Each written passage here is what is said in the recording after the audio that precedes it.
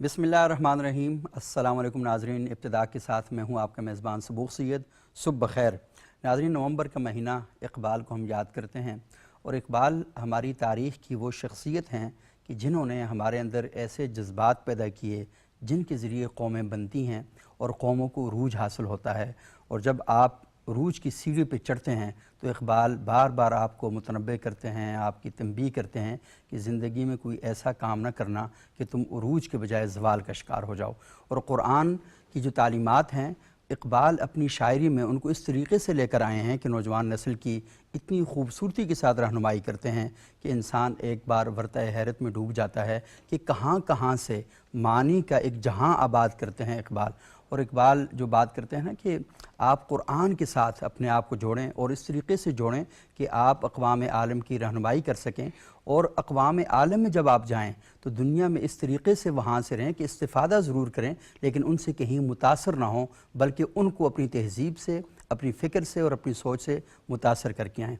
हमारी नई नस्ल का एक बड़ा अलमिया है, बड़ा प्रॉब्लम है और हमारी नई नस्ल हीरो की तलाश में है, लेकिन उसकी अपनी तारीख़ में जा बजा हीरो खड़े हैं, लेकिन उनके दिमागों में ये बात रासख़ कर दी गई है और ये बात डाल दी गई है कि तुम्हारा कोई हीरो नहीं है। और हमारी तारीख़ी शख्सियात जो मुत्तफ़िक़ अलैह शख्सियात हैं उनके दामन पर तारीख़ के नाम पर ऐसा ऐसा कीचड़ उछाला जाता है ताकि हम अपनी नई नस्ल को उन लोगों से दूर कर दें। और जब ये हीरो लेस सोसाइटी हो जाएगी तो फिर हम बैठ के मातम करना शुरू कर देंगे, ओहो हमारे नौजवान किस समय चले गए। जब आप उनसे उनके हीरो छीन लेंगे तो लाजमी है फिर वो कोई बेसमत हो जाएंगे और फिर ऐसी एक दुनिया आबाद हो जाएगी और ये सोचते रहेंगे कि हमने कैसे आगे बढ़ना है। तो आज इस मौजू पर गुफ्तगू करने के लिए लकीली एक बड़ा खूबसूरत पैनल हमारे साथ मौजूद है। जनाब डॉक्टर अब्दुल बासित मुजाहिद साहब, शोबा तारीख़ इल्लामा इक़बाल ओपन यूनिवर्सिटी में ये तदरीस के फ़राइज़ सर अंजाम दे रहे हैं। बहुत शुक्रिया डॉक्टर साहब, आप यहाँ तशरीफ़ लाए। हमारे दूसरे इंतहाई मुअज़्ज़ज़ मेहमान हैं जनाब मुफ्ती सेठ उसामा चतराली साहब, सीरा इंटरनेशनल एक इदारा है उसके ये सरबराह हैं। बहुत शुक्रिया मुफ्ती साहब, आप यहाँ तशरीफ़ लाए। मुफ्ती सैयद असद मशदी साहब ने बहुत शुक्रिया, आप यहाँ तशरीफ़ लाए। डॉक्टर अब्दुल बासित मुजाहिद साहब, मैं गुफ्तगू का आगाज़ आपसे करूँगा। इक़बाल को हम मुसव्वर पाकिस्तान कहते हैं और इक़बाल जिस दौर में पैदा हुए और जिस दौर में उनकी जो फ़िक्री पर्दाख्त हुई तो वहाँ पर हम ये देखते हैं कि मुसलमान कौम के साथ बड़े अलमियत थे, बड़े प्रॉब्लम थे, बड़ी परेशानियाँ थीं। लाज़मी है आज हम जब इक़बाल को पढ़ते हैं और उन हालात को पस मंज़र में रख के पढ़ते हैं तो फिर इक़बाल की तफ़हीम ठीक तरीके से नहीं हो पाती। तो मैं थोड़ा सा आपसे गुजारिश करूँगा कि एक तो ये ना कि इक़बाल का उस दौर का जो फ़िक्री पस मंज़र है वो थोड़ा सा हमें बताएं। जी, बिस्मिल्लाहिर्रहमानिर्रहीम। शाह साहब, बुनियादी तौर पर जैसे आपने कहा कि इक़बाल की जो पाकिस्तान के लिए सबसे बड़ी शनाख्त है वो तो मुसव्विर पाकिस्तान होने की है, लेकिन इक़बाल सिर्फ महज पाकिस्तान तक महदूद नहीं है। सही, वो उम्मत के अंदर बेदारी इक़बाल विदाउट बॉर्डर है। उम्मत के लिए बेदारी फ़िक्र का सबब बनने वाली एक शख्सियत थी। और जैसा कि आपने ज़िक्र किया वो इंसानियत के लिए भी एक बहुत बड़े मशाल राह हैं और अल्लाह ताला हर दौर में कुछ ऐसे लोग पैदा करता है और बिलखुसूस जब मसाइब बढ़ जाते, जैसा आपने ज़िक्र किया कि उस वक्त ऑलमोस्ट सारी उम्मत मुस्लिमा वो ग़ुलामी की कैद में मुक़य्यद है। सही। और दूसरी तरफ ये है कि मगरिब का जो फ़लसफ़ा है उससे भी लोग चकाचौंध से उनकी आंखें खीरा हो रही हैं। ये वो सारा पस मंज़र है जिसमें इक़बाल का जन्म होता है और फिर अल्लाह ताला ने जो काम लेना है उस तरह से उनकी शख्सियत बनती है, उनके घर से, उनके असातिज़ा से। और फिर मैं समझता हूँ कि अल्लाह ने उनको जो जौहर वदियत किया था, आप देखते हैं कि शुअरा तो बहुत सारे गुजरे हैं, फ़लसफ़ी बहुत सारे गुजरे हैं, लेकिन किसी फ़लसफ़ी को हमने किसी रियासत का मुसव्विर नहीं कहा। फिर इसी तरह से हमने कभी किसी शायर को महज हज़ उठाने की हद तक तो देखा, लेकिन इक़बाल ने एक नई रूह पैदा की। और आप देख लीजिए कि जो फ़िरासत मुमिनाना की बात हमें समझाई गई थी उसको अगर हम दौर जदीद में देखते हैं तो दौर जदीद में हमें वो इक़बाल के यहाँ वो नज़र आती है, वो उनकी दूरस निगाही। सही। और ये जो पाकिस्तान का तसव्वुर उन्होंने पेश किया, ये भी आप देख रहे हैं कि ये 1930 की बात है جو واضح طور پر انہوں نے اپنے خطبہ الہباد میں اس کا تذکرہ کیا، اور خود انہوں نے پاکستان کو بنتے دیکھا بھی نہیں. ایسے ہی یہ دیکھیں، لیکن وہ ایسا ہے کہ اقبال کی شاعری کا ایک پہلو، اقبال کی فکر کا ایک پہلو یہ ہے کہ وہ مستقبل کی بات کرتے ہیں، صحیح. اور مستقبل کے لیے امنگ اور ترنگ صحیح. پیدا کرنے کی کوشش کرتے ہیں. ان کے ہمیشہ سے اس دور میں بھی اور آج بھی مخاطب کون لوگ ہیں؟ وہ نوجوان ہیں. بالکل ہاں، وہ نوجوانوں کو زیادہ، نوجوانوں کو وہ ٹارگٹ کرتے ہیں، نوجوانوں سے بہت امیدیں رکھتے ہیں. صحیح. اور یہ بھی سبق میں سمجھتا ہوں کہ انہوں نے سیرت مبارکہ سے حاصل کیا ہے. صحیح. سیرت مبارکہ میں آپ دیکھ لیں کہ جو صحابہ کرام رضوان اللہ اجمعین صحیح. آپ کے ارد گرد آپ کو نظر آتے ہیں، اور جو پھر وہ آسمان پر چمکتے تارے ہیں، ان میں سے بیشتر لوگ نوجوان ہیں. اور نوجوانوں سے ان کی جو توقعات ہیں، ان کو پھر ایک جو دو پہلو اگر ہم شروع میں ہی ان کو دیکھ لیں، وہ یہ ہے کہ اقبال کی جو فکر ہے، اقبال کی فکر میں دو پہلو بہت نمایاں ہیں. ایک تو وہ سیلف اسٹیم کی، خودی کی، صحیح، اس کی بات کرتے ہیں، جو آپ جیسے آپ نے انٹرو میں بات کی کہ ایک پژمردگی تھی، ایک نا امیدی تھی، ایک بالکل قنوطیت چھائی ہوئی تھی. اس میں وہ جو سیلف اسٹیم پیدا کرنا، من عرف نفسہ فقد عرف ربہ، وہ رکھا آپ نے. اور پھر دوسرا وہ جو بلندیاں ہیں، ان کو انہوں نے شاہین سے جو تصور کو لے کر آئے، اور وہ یہ سارا ان کی فکر جو ہے وہ ایک سیلف اسٹیم اور دوسرا جو ہے وہ شاہین کا تصور. یہ اسی کی تفہیم کو اگر ہم دیکھتے چلے جائیں، اور بنیاد اس کی قرآن اور سنت. بالکل ہے. اور دوسری بات یہ ہے کہ اقبال نوجوانوں کو جس طریقے سے ٹارگٹ کرتے ہیں تو کہیں شکوہ دکھائی دیتا ہے، اور کہیں امید دکھائی دیتی ہے، کہیں موٹیویشن اس کے اندر دکھائی دیتی ہے. وہ جو ان کی ایک نظم ہے نا بڑی مشہور ہے ایک نوجوان کے نام، جس میں وہ کہتے ہیں کہ تیرے صوفے ہیں فرنگی، تیرے قالین ہیں ایرانی، لہو مجھ کو رلاتی ہے جوانوں کی تن آسانی. تو پھر وہیں پر ایک یو ٹرن لیتے ہیں اقبال، اور وہاں پر وہ کہتے ہیں نا کہ عقابی روح جب بیدار ہوتی ہے جوانوں میں، نظر آتی ہے اس کو اپنی منزل آسمانوں میں. اور پھر جو آخری بات کرتے ہیں اس کی موٹیویشن دیتے ہیں نا کہ نہیں تیرا نشیمن قصر سلطانی کے گنبد پر، تو شاہی ہے بسیرا کر پہاڑوں کی چٹانوں پر. تو وہاں ایک جگہ دکھ کا اظہار کیا، ایک جگہ بتایا کہ تم کیسے اپنے آپ کو بڑھا سکتے ہو، پھر منزل بتائی کہ تمہاری منزل اصل میں کیا ہونی چاہیے. ڈائگنوزس بڑا ضروری تھا. جی ہاں، بہت ہی خوبصورت طریقے سے، تیر بہدف. اور اس کے بعد یہ نہیں کہ صرف یہ بتا دیا کہ یہ پرابلم ہے. قلوب اور اذہان کو اقبال کی فکر کی گرمی کو محسوس کیا. اور یہاں ایک بات ناظرین کے گوش گزار کرنا چاہوں گا کہ بہت سارے ایسے فلسفی شعراء اور مفکر گزرے ہیں جن کو ان کے بعد لوگوں نے پہچانا ہے. اقبال کی یہ اللہ نے انہیں عطا کی. اور یہاں یہ بھی عرض کرتا چاہوں، کسی نے پوچھا اقبال سے بھی کہ آپ کو جتنا قبول عام حاصل ہے اس کا سبب کیا ہے، تو انہوں نے جو نسخہ بتایا وہ نسخہ بھی ناظرین کی نظر کہ وہ اس قدر حرز جاں رکھتے تھے، درود پاک کا التزام کرتے تھے کہ ان کا اپنا کہنا ہے کہ میں نے اتنی بڑی تعداد میں درود شریف کے ساتھ اپنے آپ کو منسلک رکھا ہے کہ میں سمجھتا ہوں کہ یہ عروج اس درود پاک اور سیرت کی کرنوں کو اپنے سینوں کو منور کرنے کی وجہ سے مجھے ملا. اور لازمی ہے کہ اس کا ایک بنیادی حصہ جو ہے فقر کا ہے کہ یہ بالکل دو عالم سے کرتی ہے بیگانہ دل کو، عجب چیز ہے یہ لذت آشنائی. تو یہ والی بات کرتے ہیں. وہ جو وہ ہے نا کہ ہمارا آج کا نوجوان وہ کیا کہتے ہیں، امیر ہو جائے، اس کا بڑا بنگلہ ہو، بڑا گھر ہو، اچھی کار ہو، مطلب امریکہ میں جا کے زندگی بنائے، اپنی یورپ میں جا کر اپنی زندگی بنائے. لیکن اقبال اس کے دل اور دماغ پہ دستک دیتے ہوئے جو بات کرتے ہیں نا کہ عمارت کیا شکوہ خسروی بھی ہے تو کیا حاصل، نہ زور حیدری تجھ میں نہ استغنائے سلمانی. تو یعنی وہ یہ بات کرتے ہیں کہ آپ کے اندر اگر آپ نے بھی سب کچھ حاصل بھی کر لیا، لیکن اگر آپ میں زور حیدری نہیں ہے اور سلمان فارسی کا استغنائی نہیں ہے تو پھر کیا زندگی ہے آپ کی، تو کچھ بھی نہیں ہے. جی بالکل. اور ایسے تو میں ایک اور بات جو شاہ صاحب عرض کرنا چاہوں گا وہ یہ کہ قرآن مجید جس طرح سے ہمیں بتاتا ہے نا نبی کریم صلی اللہ علیہ وسلم کی بعثت کا مقصد صحیح کہ هو الذی ارسل رسولہ بالہدی ودین الحق لیظہرہ علی الدین کلہ. اچھا، وہ اقبال کی شاعری میں ہمیں کیسے نظر آ رہا ہے کہ میری زندگی کا مقصد تیرے دین کی سرفرازی، میں اسی لیے مسلمان، میں اسی لیے نمازی. دیکھیں بالکل، یعنی اس کو ایکسٹریکٹ کر کے ان آیات مبارکہ جو 3 جگہ قرآن میں ذکر آیا، اور اس کو اس دور کے جو پژمردگی ہے، اس دور میں جو لوگ مایوسی کا شکار ہیں، وہ سمجھ رہے ہیں کہ اب تو ظاہر ہے کہ ان کو مایوسیوں سے نکال رہے ہیں، اور یہ ہے کہ قرآن سے جوڑ رہے ہیں، اللہ کے رسول سے جوڑ رہے ہیں. اچھا مفتی سیٹ اسامہ چترالی صاحب، آپ کا ادارہ ہے سیرت انٹرنیشنل، اور آپ سوسائٹی میں اس حوالے سے بات بھی کر رہے ہیں، کام بھی کر رہے ہیں کہ نئی نسل کو فرقہ واریت کے زہر سے بچانے کے لیے اللہ کے رسول کی ذات مبارکہ کے ساتھ کیسے جوڑا جائے، تو بڑا اہم ہے. تو یہ اصل میں اقبال کی فکر کا ایک سب سے بڑا موضوع ہے. تو مجھے تھوڑا سا بتائیے گا کہ اقبال سیرت کے ساتھ لوگوں کو جوڑنے میں کیسے رہنمائی کرتے ہیں، اور آج کا نوجوان اقبال کے دامن سے کیسے وہ رہنمائی حاصل کر سکتا ہے؟ اپنے لیے اس کو اعزاز سمجھتا ہوں کہ آج اس شخصیت پر بات کر رہے ہیں بے جس شک. کو آج بھی شاید میرے خیال سے بہت بڑے بڑے لوگ لکھنے کے بعد بہت کچھ لکھ رہے ہیں، جہاں انہوں نے کہا کہ ابھی بھی دنیا میں کئی انداز فکر جو ہیں اس پر سوچ رہے ہیں کہ صرف اقبال نے سوچا کیسے تھا. ایسے ہی کہنا کہ بالکل. انسان کا یہ ہونا کہ اس نے سوچا کیا ہے کہ انسان نے سوچا یہ سب کیسے تھا. تو وہ خود اپنی بات کو کر دیتے ہیں کہ در دل من نقش قرآن نیست، واہ کہ میرے دل میں قرآن کے سوا کوئی نقش نہیں. واہ. اور یہ بات کر کے انہوں نے سارے کلام کو ہی ختم کر دیا.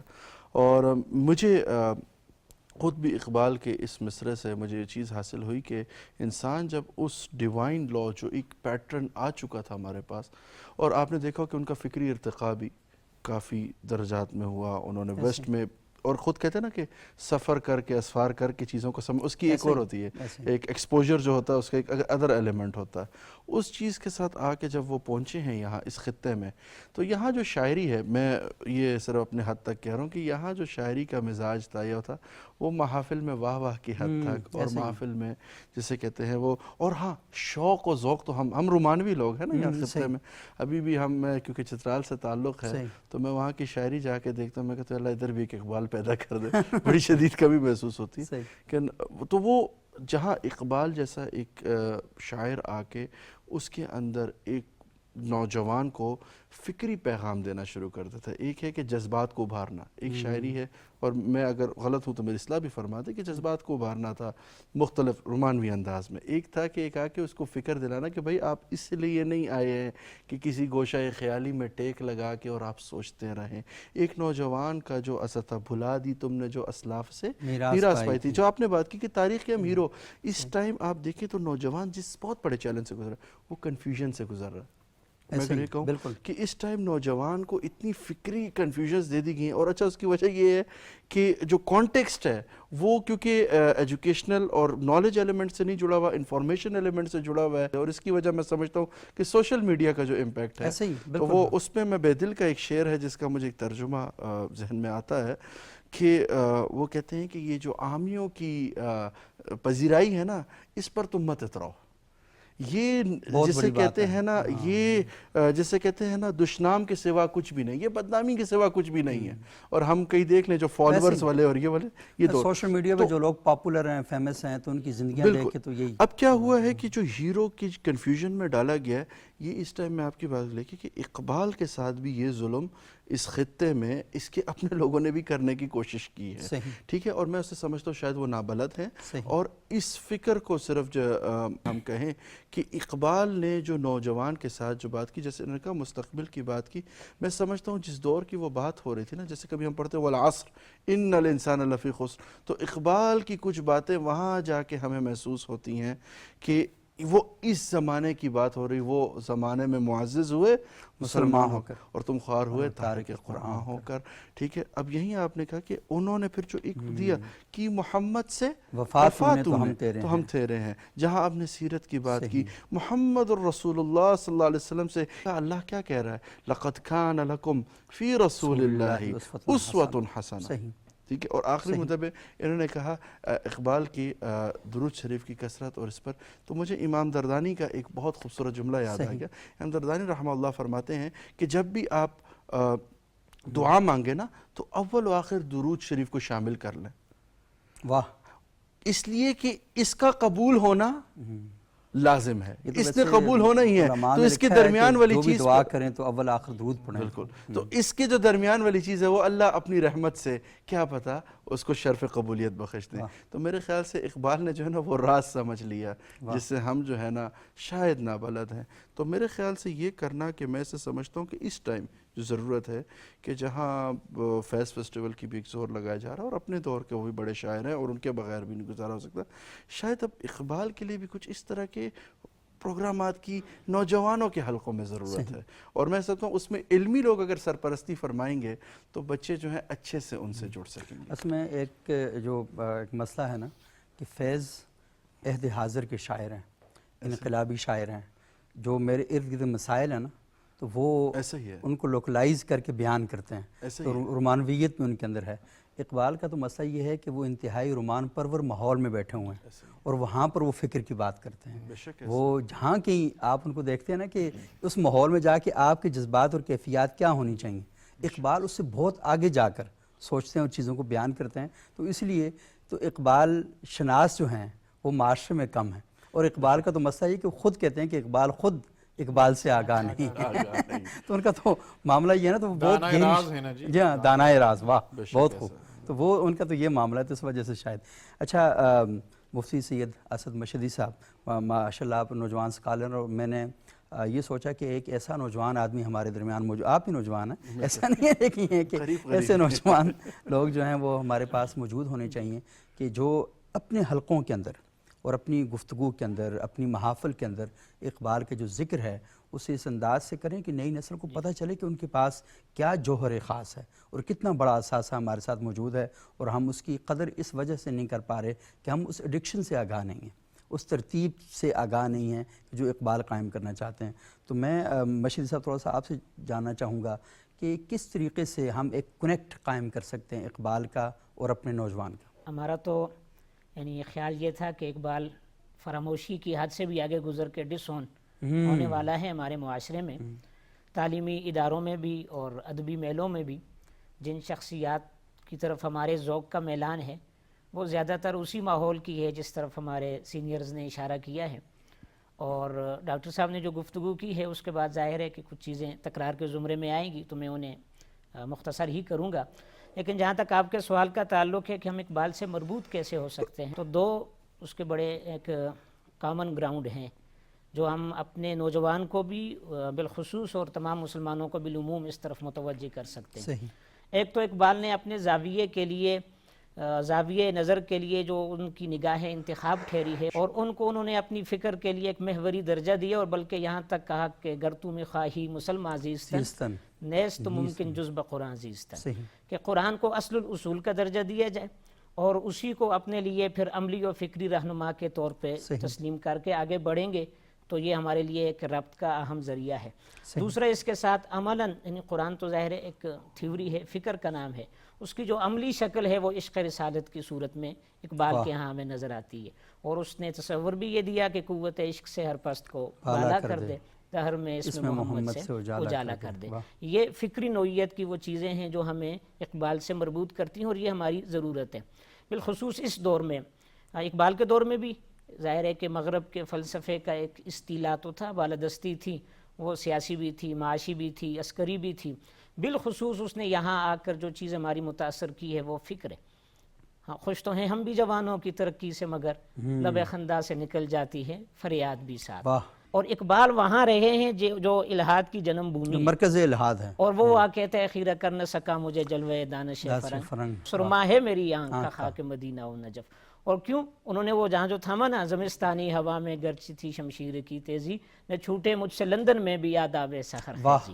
تو انہوں نے ہمارے علم کو، ہماری فکر کو، ہمارے زاویوں کو قرآن سے جوڑا، پھر جناب محمد کے فرمان سے آپ کی لائی ہوئی شریعت و سیرت سے مربوط کیا، اور پھر عصر حاضر کا جو سب سے بڑا چیلنج تھا، وہ کئی لحاظ سے معاشی طور پر بھی ان کے افکار ہیں، کئی وہ چیزیں ملتی ہیں، لیکن جو سب سے بڑا چیلنج وہ ہماری ایمان کو درپیش تھا۔ تو حرارت ایمانی کو بھی بیدار کیا، شعور زمانی کو بھی بیدار کیا، اور زمانے کو، روح عصر کو دین کے ساتھ مربوط کیا۔ ایسا نہیں ہے کہ کوئی ایسا تصور پیش کیا کہ جو ہمیں 1400 سال پیچھے کی طرف، بلکہ ان کے ہاں تو جمود حرام ہے، جو ان کا خطبہ اجتہاد ہے وہ تو حرکیات پہ کھڑا ہے۔ اس طرح ہماری دین میں تجدیدی مساعی ہونی چاہیے۔ یہی وجہ ہے کہ ہمارے روایتی مکتب فکر میں بھی وہ ناقابل قبول ٹھہرے۔ آج تو ہم ان کے اشعار پڑھتے ہیں، اتنے بڑے شخص ہیں کہ ان کے ناقدین بھی ان کے اشعار کا سہارا لیے بغیر نہیں چل سکتے۔ بلکہ مجھے تو حیرانی ہوئی کہ ایسا جس بھی مسلک کا آدمی ہے، اگر وہ انہیں آپ عشق رسالت کے تناظر میں دیکھیں تو وہ ہمیں ایک بریلوی عالم نظر آتے ہیں، اہل تشیع نے کوٹ کرتے ہیں، دیوبندیوں نے کوٹ کرتے ہیں، ایون کہ نہ مان کے بھی مانتے ہیں، سب مانتے ہیں۔ صحیح۔ تو انہیں روایتی حلقوں سے اسی تصور اجتہاد کی روشنی پیش کرنے پر انہیں ایک رد عمل کا سامنا ہوا۔ اصل میں میرا خیال ہے زمانے میں ہر بڑی شخصیت کے ساتھ یہ المیہ رہا کہ جس نے تھوڑا سا آؤٹ آف دی باکس چیزوں کو جا کر سوچا، اور جس کو اللہ تعالیٰ نے یہ توفیق عطا فرمائی کہ وہ وقت سے آگے کا سوچے، تو وقت کے لوگوں کو اس کی بات سمجھ نہیں آتی، جب سمجھ نہیں آتی تو اس کا رد کرتے ہیں، انکار کرتے ہیں، اور جب 100 سال بعد انہیں سمجھ آنا شروع ہوتی ہے تو پھر وہ ان کی چیزوں کو لے کے تکرار کرتے ہیں. تو یہ ایک بڑی اہم اور بڑی بنیادی بات ہے. میں آپ سے گفتگو آگے جاری رکھوں گا. ہمارے ایک مہمان ہیں لاہور سے، عرفان بٹ صاحب، اور عرفان بٹ صاحب کا کمال یہ ہے کہ یہ ہر سال ایک جشن اقبال کا انعقاد کرتے ہیں اور اپنے نوجوانوں کو اقبال کے ساتھ جوڑنے کا، اور دو کام یہ کرتے ہیں، ایک سیرت سے متعلق یہ کام کرتے ہیں اور نئی نسل کے لیے سیرت کے پروگرام کرتے ہیں، اور سیرت کتابی نہیں، سیرت عملی، کہ اللہ کے رسول صلی اللہ علیہ وسلم نے اعمال میں کیا کیا باتیں، اور چھوٹی چھوٹی چیزیں وہ یہ بتاتے ہیں کہ آپ نوجوانوں کے ساتھ ان سے کہتے ہیں کہ آپ یہ کام کریں. تو اس طرح کے عملی کام جو ہیں وہ کرتے ہیں. تو السلام علیکم عرفان بٹ صاحب. جی وعلیکم السلام ورحمۃ اللہ. جی کیسے ہیں آپ؟ ٹھیک ہیں؟ خیریت سے ہیں؟ الحمدللہ. اچھا بٹ صاحب، مجھے تھوڑا سا بتائیے گا کہ آپ جیسے نوجوانوں کو دیکھ کر بڑی خوشی ہوتی ہے اور تھوڑی تقویت بھی ملتی ہے کہ ہمارا معاشرہ اتنا بھی بانجھ نہیں ہے جتنا صبح و شام گلیوں میں، چوکوں میں، چوراہوں میں ہمارے جو لوگ باتیں کرتے رہتے ہیں، اور آپ جیسے نوجوان اس سوسائٹی کے اندر موجود ہیں. تو مجھے تھوڑا سا بتائیے گا کہ اقبال کی فکر کو معاشرے میں ایک منظم انداز سے نوجوانوں میں بیدار کرنے کے لیے آپ کیا کام کرتے ہیں اور کیسے آئیڈیا آپ کو کیسے آیا یہ؟ جی بسم اللہ الرحمن الرحیم. بس ابتدا تو میں سے یہ کہوں گا کہ وہ اقبال احمد نا ذرا نم ہو تو یہ مٹی بڑی زرخیز ہے.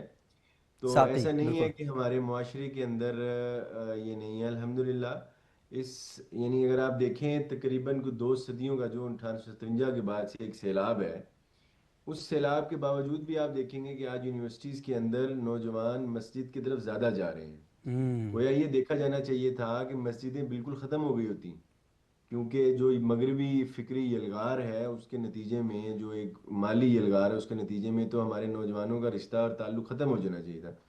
لیکن اس کے باوجود بھی آپ دیکھتے ہیں کہ آج کے نوجوان میں جتنی تھرسٹ، جتنی پیاس اور جتنی قوت عمل، جسے پیشن، جسے اقبال عشق کہتے ہیں، وہ پہلے نہ تھی. صحیح.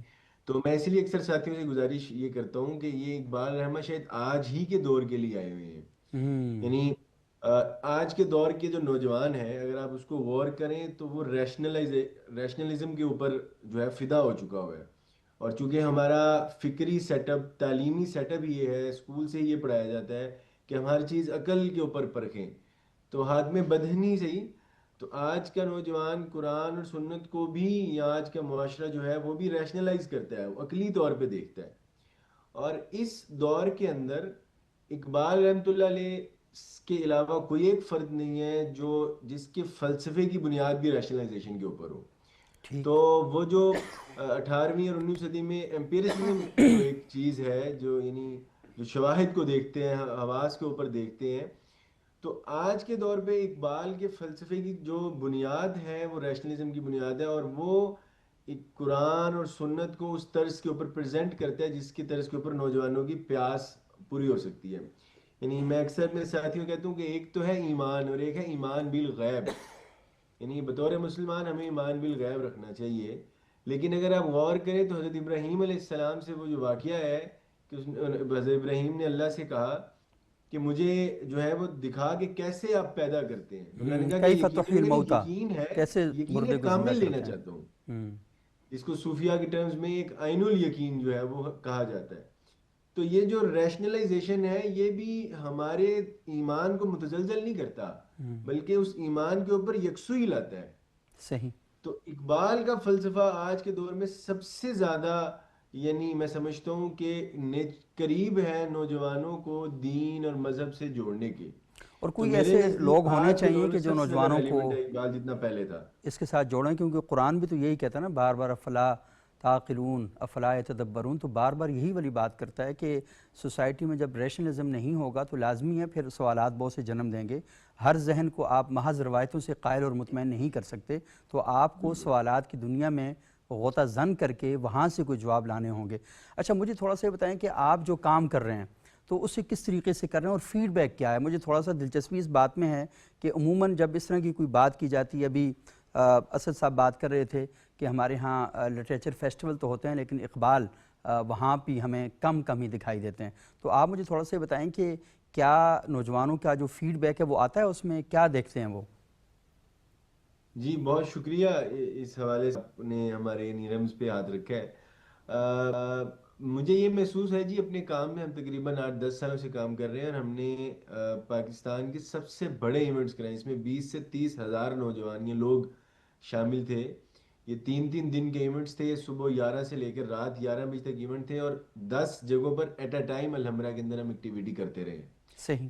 تو ہمیں نوجوانوں سے بہت اچھا رسپانس ہے، اوور ویلمنگ رسپانس ہے، ہمیں نوجوانوں نے بہت اچھا رسپانس دیا ہے، نوجوانوں کے اندر تھرسٹ ہے، بہت سے نوجوان جو ہیں وہ سمجھنا چاہتے ہیں، جاننا چاہتے ہیں۔ ہمیں ہمارے بزرگوں سے یا جو مقتدر حلقے ہیں ان سے کوئی اتنا اچھا رسپانس نہیں ملا، لیکن نوجوانوں کے اندر سے بہت ملا ہے پیاس آپ ہے، ہم اس میں بہت پر امید ہے، بہت یکسوئی ہے کہ نوجوانوں کے اندر بہت تھرسٹ ہے، بہت پیاس ہے، اور وہ بڑی یعنی اس چیز کو پسند کرتے ہیں۔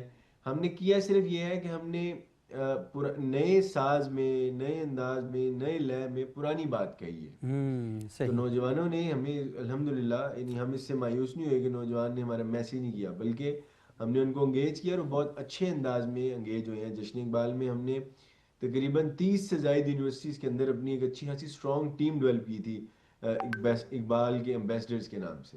بہت ہمیں زبردست، بہت اچھا رسپانس۔ بہت شکریہ۔ اچھا ڈاکٹر صاحب، کیونکہ وقت ہمارے پاس بڑا کم رہ گیا، اور بات وہی ہے کہ ہم یہ سمجھتے ہیں کہ لوگ اب اس طرح دور ہوتے جا رہے ہیں۔ میرا خیال ہے کہ یہ بات نہیں ہے، اقبال ہماری بڑی رہنمائی کرتے ہیں، اور اس کی وجہ مجھے لگتا ہے کہ اقبال جس طریقے سے آپ کے جسم کے اندر ایک سپارک کریٹ کرتے ہیں اور ایک کرنٹ دوڑاتے ہیں، وہ جیسے ان کا شعر ہے نا کہ ہے وہی تیرے زمانے کا امام برحق جو تجھے حاضر و موجود سے بیزار کرے، اتنا آگے لے کے چلے جاتے ہیں نا۔ بندہ جو کھویا ہوا ہے نا، اسے زندگی کا کوئی نہ کوئی مقصد مل جاتا ہے، وہ کہتا ہے یار یہ میرے اندر یہ چاہیے تھا مجھے نا، تو وہ کانفیڈنس نوجوان کے اندر لے کے آتے ہیں۔ تو میں یہ چاہوں گا کہ تھوڑا سا ہماری نوجوان نسل کے اندر یہ وحدت کیسے قائم ہو سکتی ہے، اور یہ جو ایک ڈیفرنٹ قسم کی سٹریم، جو بڑی ناپاک قسم کی سٹریم ہے، یہ بہائی جاری سے دور کیسے کیا جا سکتا ہے؟ دیکھیے اس کا حل تو محض یہی ہے کہ جو انڈیجنس سورس ہوتا ہے، واہ بہت خوب، تو انڈیجنس سورس ہمارے لیے اقبال ہے۔ آپ کی طرح 2-4 جگہوں پر دنیا میں جانے کا موقع ملا، یہ شناخت ہے ہماری اقبال۔ ایسے اور میں نوجوانوں کو یہ بات بتانا چاہتا ہوں کہ آپ ذرا دیکھیں تو صحیح کہ اس وقت ہمارے ارد گرد کے جو مسلم ممالک ہیں ان کے ہاں اقبال کا کس طرح سے احترام ہے۔ ترکوں اقبال کے نام کی سڑکیں بنی ہوئی ہیں۔ میں آپ کو عرض کروں کہ ترکوں کے ہاں، ایران کے ہاں، سینٹرل ایشیا کے ہاں، افغانستان کے اندر، یہ ہماری ایسی چیزیں جو ہمیں قریب لانے والی ہیں۔ چونکہ اقبال دیکھیں، اقبال جب ہمیں یہ بتاتا ہے کہ جو آپ کے ارد گرد مسائل نظر آ رہے ہیں اس کا حل کیا ہے، وہ جب ہمیں کہتے ہیں کہ ایک ہو مسلم حرم کی پاسبانی کے لیے، نیل کے ساحل سے لے کر تا خاک کاشغر۔ اب دیکھیں وہ کیا بات کر رہے ہیں، یعنی ابھی بھی مسلم دنیا اور ہم سب اس تک پہنچ نہیں پائے ہیں جو وہ بات کر رہے ہیں۔ پھر دوسری بات، وہ کیا اہم بات کرتے ہیں کہ اپنی ملت پر قیاس اقوام مغرب سے نہ کر، خاص ہے ترکیب میں قوم رسول ہاشمی۔ اب کیا سبق کیا ہے؟ سبق یہ ہے کہ ایک تو مروبیت سے نکل جانا ہے ہم نے۔ اس وقت آج کل یہ جو آپ نے بتایا نا، یہ جو معدود چند لوگ ہیں اور جو اس کو ایک فیشن سمجھتے ہیں، اور ہمارے ہاں جو سوشل میڈیا وہ بھی ایک ڈیفرنٹ بات سمجھ کر انہیں لاتا ہے، یعنی جو بانیان پاکستان ہیں ان کے لیے ہرزہ سرائی کرنا، اور پھر جو ہماری جو قرون اولیٰ ہے اس کے بارے میں لوگوں کے اندر شکوک و شبہات پیدا کرنا۔ میں سمجھتا ہوں کہ جو یہ ملک اسلام کے نام پر بنا ہے، اور یہاں پر کوئی باٹم لائن ہونی چاہیے، کوئی ہماری حدود ہونی چاہیے اور قیود ہونی چاہیے، اور ایسے لوگوں کو لگام دینے کی ضرورت ہے۔ اور لگام دینے کی ضرورت اسی وجہ سے کہ وہ کون دے گا؟ وہ سوسائٹی اتنی باشعور ہو، سوسائٹی اتنی باشعور ہو، نوجوان خود جب اس کو تمسک ہوگا اقبال کے ساتھ، وہ دیکھے گا کہ وہ نوجوان مسلم تدبر بھی کیا تو انہیں۔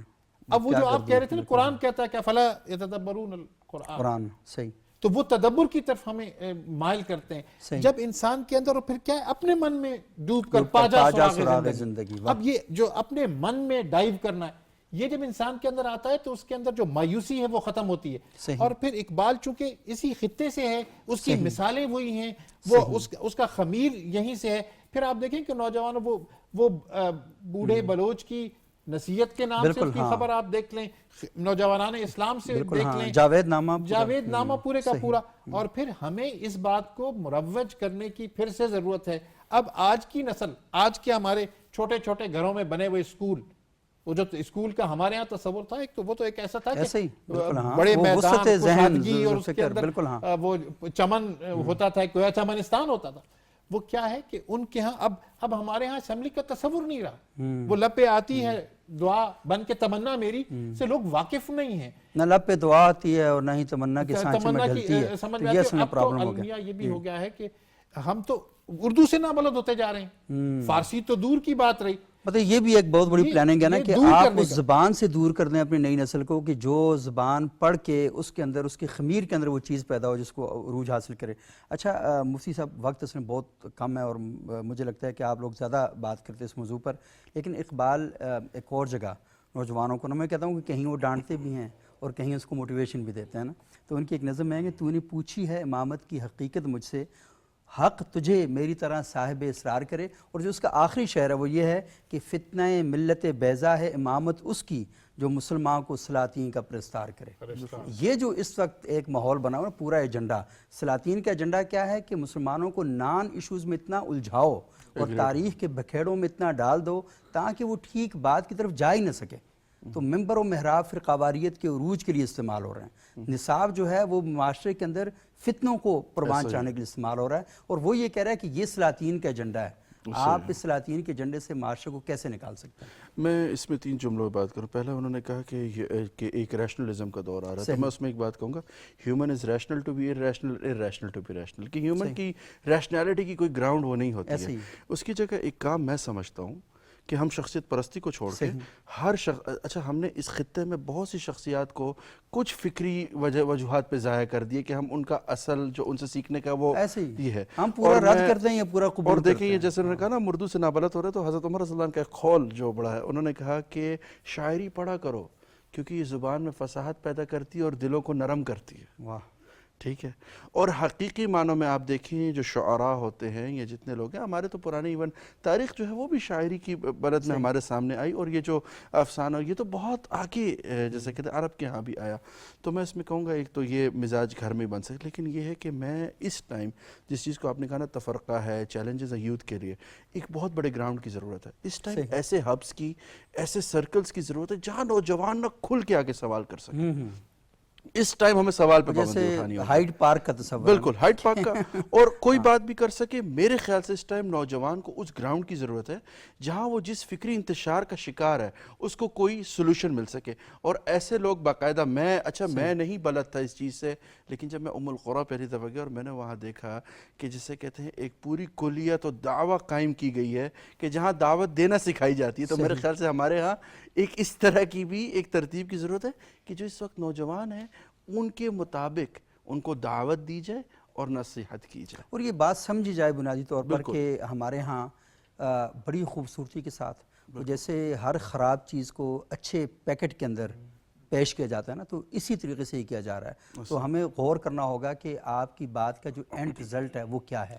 لیکن آپ بہت اچھی چیز غلط پیکنگ میں دے رہے ہیں. ایسے ہی بالکل ہاں، آپ بہت اچھا کور اوپر ڈال دیں اور اندر سے انسانی صحت کے نقصان دے. اور میرے خیال سے اس ٹائم جو ہے نا یوتھ کے ساتھ انٹریکشن کی ضرورت ہے اور ڈانٹ ڈپٹ کے بجائے. اب میرے خیال سے اور دوسری بات یہ نا کہ ہمارے بچے لاڈلے بہت ہو گئے نا، سافٹ پیرنٹنگ کے عادی ہو گئے. بالکل وہ ہے، لیکن یہ نا کہ آپ بعض اوقات میں یہ دیکھتا ہوں کہ بہت بڑے یوتھ کنونشن کا انعقاد کیا جاتا ہے اور وہاں پر یہ جو انفلوئنسر ہے نا ان کا ایک سیلاب آیا ہوتا ہے، اور وہ جو سیلاب ہے نا وہ اصل میں رٹی رٹائی باتیں جو ہیں وہ لے کر چلتا ہے اور نوجوانوں کو مزید وہ بچے وہاں پر نا مزید کنفیوز ہو کر وہاں سے نکل رہے ہوتے ہیں. تو یہ جو ایک بڑا پرابلم ہے، اس پر ہم نے بات کی. اچھا وقت بہت کم ہو گیا. مفتی قسمت صاحب کا جو شعر ہے نا کہ میرے ارد گرد ہر آن ہے خلقت کا ہجوم، اب خدا جانے کی عزت ہے کہ رسوائی ہے.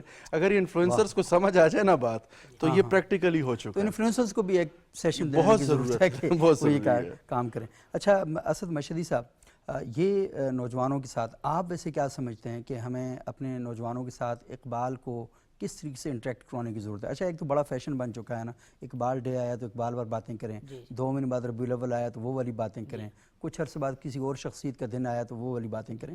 لیکن اس وقت معاشرے کی جو سب سے بڑی ضرورت ہے، میرا نوجوان انتہا پسندی کا شکار ہو رہا ہے اور میرے نوجوان فکری طور پر ایک خلجان کا شکار ہے. اسے اس ملک کے اندر کوئی ایسی شخصیت نہیں دکھائی دیتی جسے چھپایا گیا ہے جان بوجھ کے، کہ جس کو دیکھ کر وہ اپنی زندگی کی منزلوں کا تعین کر سکے.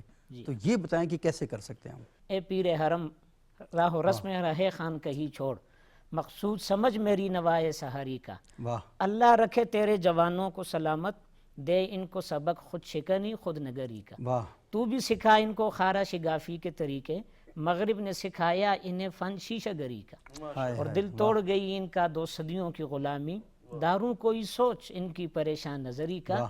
اور کہہ جاتا ہوں میں زور جنوں میں تیرے اسرار، دے مجھ کو بھی صلہ میری آشفتہ سری کا۔ واہ جو مسائل آج کے نوجوان کو درپیش ہیں وہ 2 ہیں، ایک تو روحانی طور پر بیزاری ہے، صحیح۔ اس کے لیے بھی اقبال اسے بھرپور رہنمائی دیتا ہے، دوسرا بدقسمتی سے ہمارے رگ و پے میں مادی سوچ سرایت کر گئی ہے، ہم رات کو سوتے ہیں تو تونگری کے خواب دیکھتے ہیں، صبح جاگتے ہیں، اور اس کے لیے پھر حلال و حرام کی تمیز ختم ہو جاتی ہے، انسانی صحت تک نوجوان ہم دیکھتے ہیں 18 گھنٹے وہ کام کرتے ہیں، تو اور پھر وہ آن لائن کی چونکہ دنیا ہے اور اسکرین کے سامنے بیٹھے ہیں، دماغ کو متاثر کریں، صلاحیتوں کو۔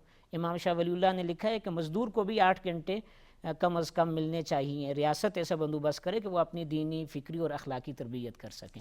تو یہ اس مادی سوچ سے نکالنے کے لیے اقبال ہماری رہنمائی اس طرح کرتے ہیں کہ سبب کیا ہے تو خود اس کو جانتا ہے، زوال بندہ مومن کا بے زری سے نہیں، اور جہاں میں کہ اگر کوئی جوہر آشکار ہوا قلندری سے ہوا ہے توانگری سے نہیں یا سکندری سے نہیں۔ تو ہمیں مادی سوچ کی نفی بھی وہاں ملتی ہے، روحانی تسکین بھی وہاں ملتی ہے، اس طرف رہنمائی ہونی چاہیے۔ بہت بہت شکریہ جناب مفتی سید اسد مشہدی صاحب، ڈاکٹر عبدالباسط مجاہد صاحب، مفتی سیٹھ اسامہ چترالی صاحب۔